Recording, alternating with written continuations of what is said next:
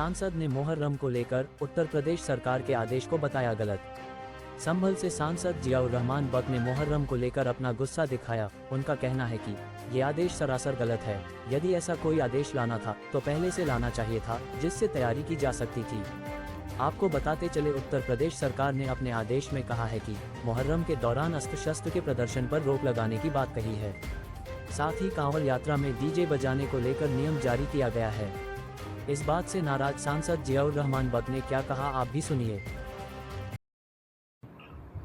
देखिए भाई, ऐसा है कि इस वक्त जो अलम और मुहर्रम का जो जुलूस निकलना है और अलमों का जुलूस आज निकला है, यकीनन मुहर्रम का जुलूस सिर्फ संभल की सरजमी पे नहीं, पूरे प्रदेश में और देश में मनाया जाता है, जुलूस निकाला जाता है।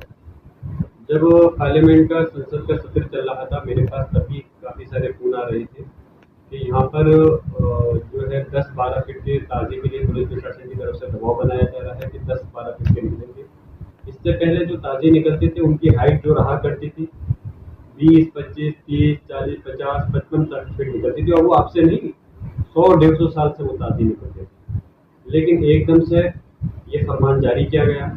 मैंने उन लोगों से यही कहा था जो ताज़ीदार थे कि आप परेशान नहीं हुई, आकर के पुलिस प्रशासन से बात करेंगे और किस आधार पर वो करना चाहते हैं हम उनसे पूछेंगे। और उसको जो परंपरा के तहत हमेशा से सरकार का दिशा निर्देश ये रहते हैं कि नई परंपरा नहीं होनी चाहिए, लेकिन पुरानी परंपरा के तहत कोई भी त्यौहार है किसी भी वर्ग समाज का तो उसी परंपरा के तहत मनाना चाहिए। लेकिन इस वक्त जो मुसलमानों के त्यौहार हैं, कहीं ना कहीं उनके बीच में अड़चन डाली जाती है, जो कि गलत है।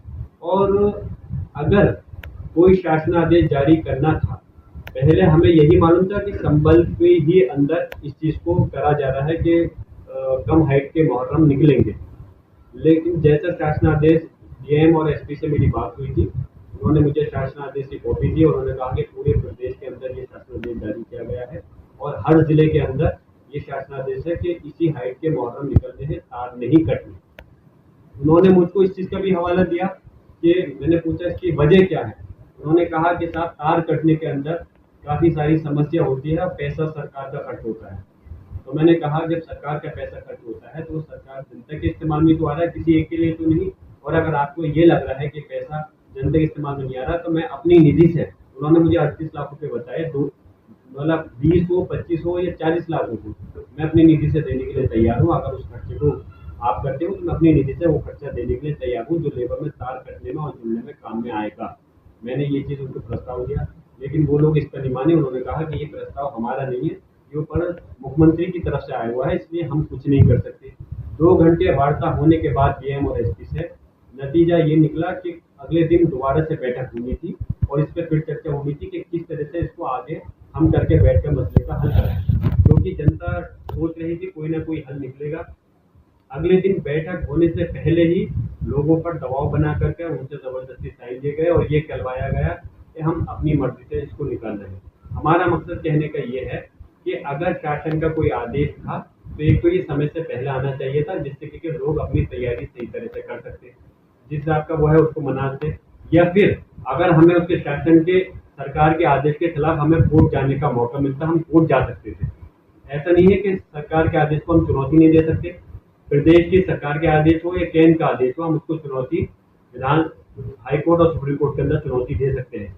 लेकिन हमें इतना समय भी नहीं दिया गया कि हम कोर्ट के अंदर उस चीज़ की चुनौती दे सकें।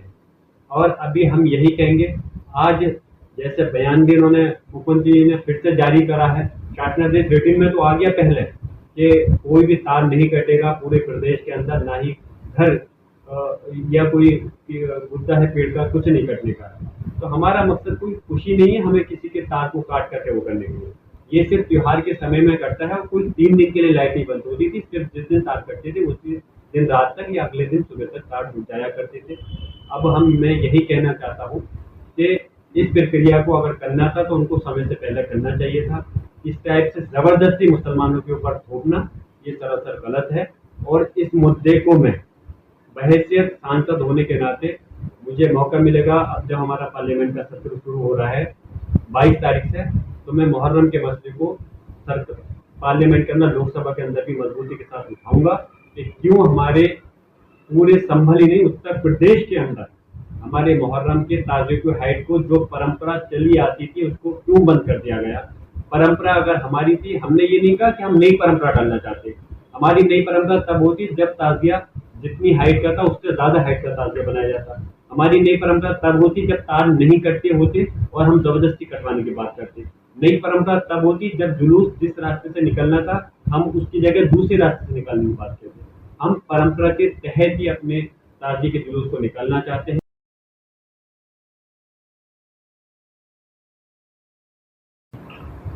देखिए भाई, ऐसा है कि इस वक्त जो अलम और मुहर्रम का जो जुलूस निकलना है और अलमों का जुलूस आज निकला है, यकीनन मुहर्रम का जुलूस सिर्फ संभल की सरजमी पे नहीं, पूरे प्रदेश में और देश में मनाया जाता है, जुलूस निकाला जाता है। जब पार्लियामेंट का संसद का सत्र चल रहा था, मेरे पास तभी काफ़ी सारे फ़ोन आ रहे थे कि यहाँ पर जो है 10-12 फीट के ताज़िए के लिए पुलिस प्रशासन की तरफ से दबाव बनाया जा रहा है कि 10-12 फीट के निकलेंगे। इससे पहले जो ताज़िए निकलते थे उनकी हाइट जो रहा करती थी 20, 25, 30, 40, 50, 55 तक फीट निकलती थी, और वो आपसे नहीं 100-150 साल से वो ताज़िए निकलते थे।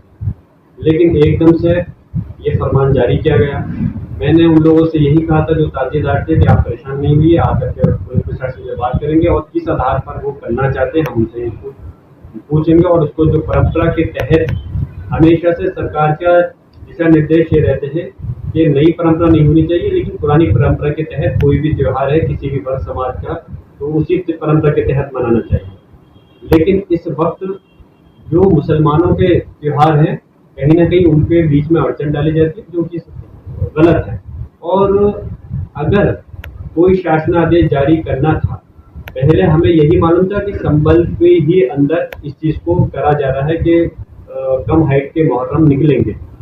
लेकिन जैसा शासनादेश डीएम और एसपी से मेरी बात हुई थी, उन्होंने मुझे शासनादेश की कॉपी दी और उन्होंने कहा कि पूरे प्रदेश के अंदर ये शासनादेश जारी किया गया है और हर जिले के अंदर ये शासनादेश है कि इसी हाइट के मुहर्रम निकलने हैं, तार नहीं कटने।